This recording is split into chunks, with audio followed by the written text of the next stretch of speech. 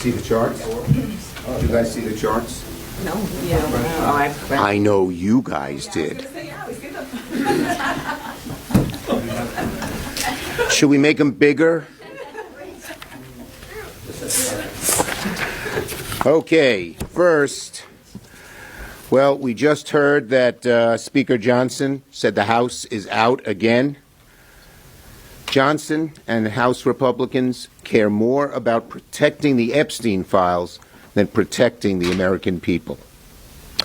And the bottom line is, today we saw the Republicans run the same play and they got the same result.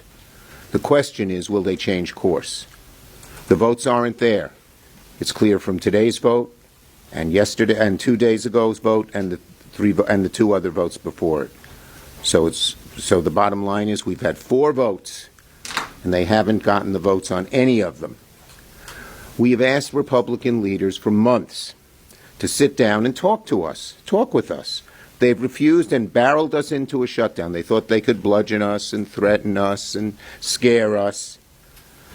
It ain't working because my caucus and Democrats are adamant that we must protect the health care of the American people.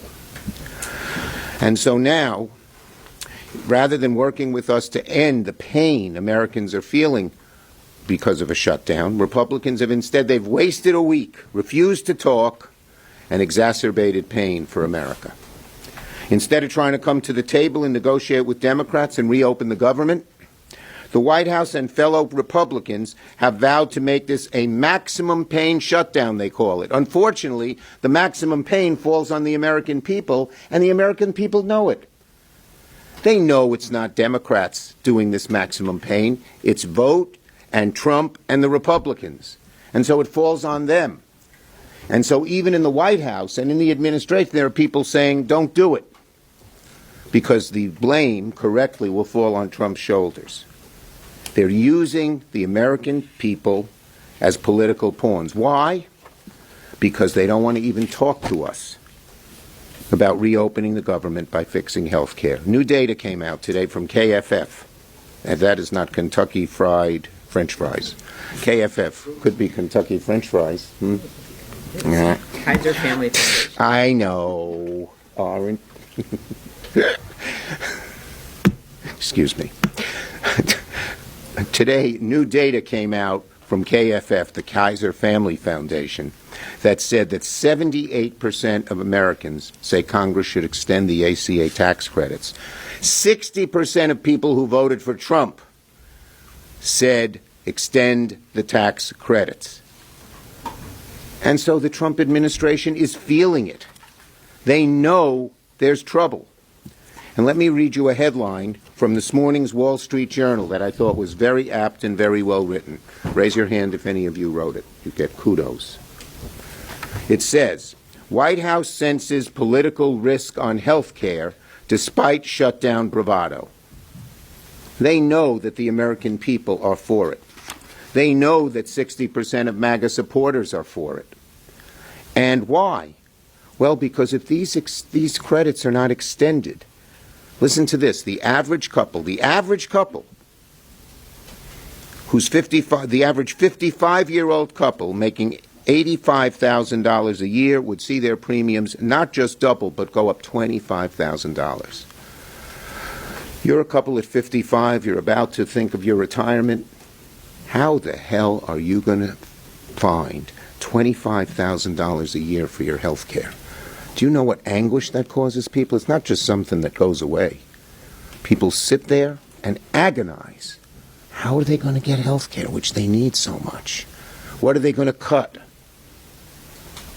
Republicans hold the House, the Senate, and the White House. They're in charge. American people know that.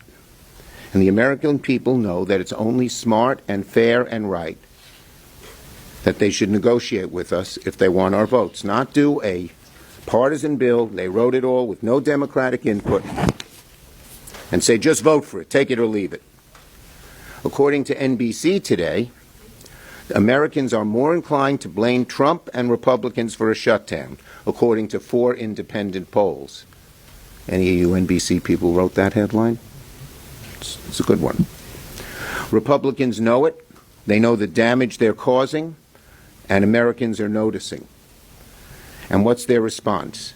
A vow to cause maximum damage. That maximum damage is to American families, and American families know it. What's their response? When they didn't get the votes today or 3 times before? We'll see. Maybe they'll have a change of course. That would be a very good thing if they came and sat down and negotiated with us. And their second response is to just lie. They're so afraid of the truth that they make up lies. Here's PolitiFact when they say, oh, the Democrats want to give the money to undocumented immigrants. Here's PolitiFact. J.D. Vance said, Democrats are threatening to shut down the entire government because they want to give hundreds of billions of dollars to health care to benefit illegal aliens. What does PolitiFact say? False. And I hope you'll all write that over and over again, because if they're going to tell the lie over and over and over again, it's the responsibility of all of us to say it's a lie over and over and over again. Undocumented people cannot and will not receive a premium tax credit by federal law. The federal government does not fund health insurance for undocumented immigrants in Medicaid, Medicare, or Social Security by law. Republicans know it. They lie about it. When I was with the White House with Johnson, he said it. I was sitting there. I said, that's bull. And he didn't say it isn't. He just smirked. That's what they do. And when you lie about it, it shows fundamental weakness, because you know where the American people are. When they're confronted with the truth, they cover it up with a lie. But unfortunately for them, the truth doesn't lie. And as I mentioned, this chart shows what a high percentage of Americans want us to extend the ACA subsidies for health insurance. 71 to 29. And it shows you that's why it's so high, because even 60% of Trump voters want to extend it. So, Americans want lower costs. Americans want to extend the tax cuts. Many of my Republican colleagues want that too. So it's simple. They can reopen the government and make people's health care more affordable at the same time. And the only people making it a choice between one and the other, between health care and opening up the government, to the Republicans. We're not. We say we can do both. Senator Klobuchar. So what's at stake here? The Republicans have created a health care crisis. It was already a difficult situation, but by passing the big, beautiful betrayal of a bill, they basically are kicking 15 million people off of their health care, off of Medicaid.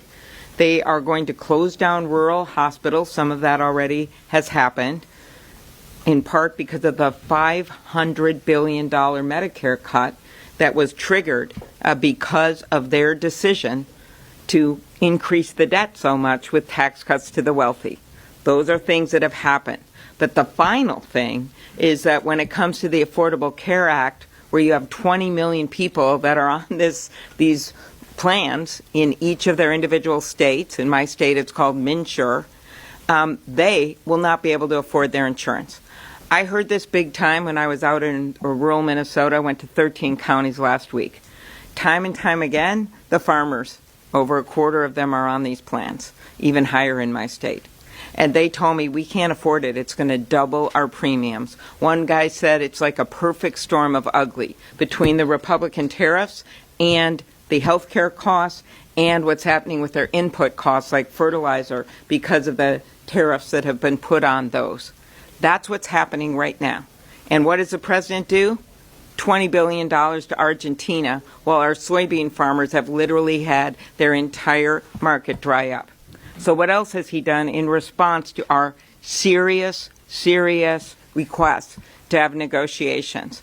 He posts a deepfake video with sombreros in it, and he thinks that's funny. This isn't funny to the American people who are starting to get their premium bills right now. Then today it's the Grim Reaper with himself in a video that is just, again, completely, he thinks this is funny. He thinks that people are going to joke about this. I promise you, they're not. They are seeing their premiums double right now. So why is this something we're standing up for now? Because it's happening now. Ask anyone you know. It is not a December thing. It is not a January thing. It is a now thing. And we are asking them to meet with us to do something to help fix this healthcare crisis. And it's something they can do. It's something I am sure many of you have heard them behind closed doors say they actually want to do, because they've realized so many of their rural constituents, and when you look at the number, you realize so many Republican constituents know that this is a plans that are relied on by small businesses, by individual farmers, by people that don't work at big corporations so they can't afford their own health care. That's what happens. And I just cannot believe that they've decided instead to repost offensive deepfake videos than actually get to work, open the government, and do something about health care. Thank you, Senator Klobuchar. Senator Schatz. Somebody sent me the notification that the House is not planning on coming back next week, and I think there is not a clear illustration of their lack of seriousness in terms of reopening the government and solving the health care crisis. And there are a lot of people asking us, why now? And the answer is, the crisis is now. People are getting their letters now. The price spikes 114% for 24 million Americans. They're happening now. And so in the four corners of the Capitol, this is being treated as a kind of political question and a procedural question and a kind of public relations question. But for tens of millions of Americans, people on the exchanges, but also everybody else, because we know how health insurance works. When people lose their health insurance, everybody else who retains their health insurance sees a spike in their rates as well. Tens of millions of Americans are actually getting hurt, and this is not an abstraction or something that we're going to argue about that may or may not happen 18 months from now or 24 months from now or 3 or 4 years from now. They're getting the letters now, and some of those letters say, we're not sure how much your increase is going to be, but we'll let you know later. And some of those are pretty explicit. You were paying $289, now you're paying $485. And so this is serious business. And if you look at Leader Schumer and Senator Klobuchar and a lot of our leadership, we are perfectly willing and capable to do bipartisan compromises when it's in the interest of the public. But we need a dance partner. We are sitting here saying we are willing to solve this problem with you, because this is hurting your constituents too. But you have to sit down and work with us to solve this urgent health care crisis. Senator, thank you, Senator Schatz. Yes. I asked Speaker Johnson this morning about what he's willing to do to make sure premiums don't spike for Americans, and he said, quote, "We are committed and will do whatever it is necessary to make it happen." So my question to you is, short of your bill, what commitments do you need to see? Look, I'm not going to negotiate in public. As I said, we need to protect Americans from these rising insurance rates. And we need to sit down and negotiate it. He won't even do that. So how can he say he wants to help Americans if he won't sit down? He knows he needs both sides to get it done, plain and simple. In the White House the other day, he said he didn't want to do any ACA. And he said that before in the past as well. But the American people are going to make it clear to him and certainly his members that they want it done. And I believe that they will be pushed very hard by American citizens who don't want to see their rates go up so much. There are some informal talks going on between senator to senator. How dialed into these talks are you? Do you think they're making any progress? Yeah, look, first my Democratic senators who were involved came to me, a bunch of them, and said, should they do it? I said, by all means. We want Democrats to talk with Republicans. And so it's a good thing. Unfortunately, last night, if you ask our Democratic senators, the Republicans didn't offer anything really new. Just the same old stuff. And so nothing new on ACA, nothing on rescissions. And so, look, our Democrats want to go back and negotiate again, but they got to negotiate with something. get something in return. Leader, Yes. Does whatever bill that you support to open the government, does that have to include language specifically addressing the ACA crisis? And secondly, you mentioned that President Trump at the White House meeting was open perhaps to extending these subsidies, or at least he was sympathetic. You said you heard about it for the first time. Have you tried to reach out to him again to kind of keep that conversation Well, going? look, the bottom line on that is we need the president to be involved. Johnson and a whole lot of his caucus don't like the ACA, don't want to do the extensions. A lot of Republican senators in the Senate do, but they're not enough. Thune is not enough. You need Johnson, and you particularly need Trump to get it done. So that's the bottom line, and we need real improvements in Americans' health care, plain and simple. Calling someone in the back. Way in the back. Yep, go ahead. Leader Schumer, it was reported that there was a 34% increase in demand at Military Food Bank in Fort Worth, Texas this week. How do you square the needs of constituents facing an immediate pain during a shutdown with your focus on lowering healthcare premiums? The bottom line is there's a simple way to end the shutdown. Come and sit down and negotiate a fair bill with us. Yes. The president, as you say, has been tweeting out memes. Democrats have said that he doesn't understand this healthcare crisis. What makes you think, what evidence do you have that he will eventually be bowed to public pressure? The evidence we have is right here. 60%, or 58 I think it is actually, of Trump voters want it extended. And it's going to, the pressure on the president to do the right thing here will get greater in the month, as both Amy and Brian mentioned, as people get their new health care bills, and they see how much it is. It's shocking how much it is. And they go and say, who did it? And we Democrats are going to be there day in and day out and say, the president and the Republicans did it.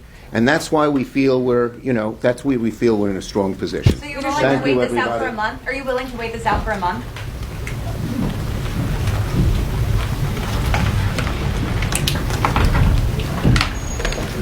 I remember. For the important parts.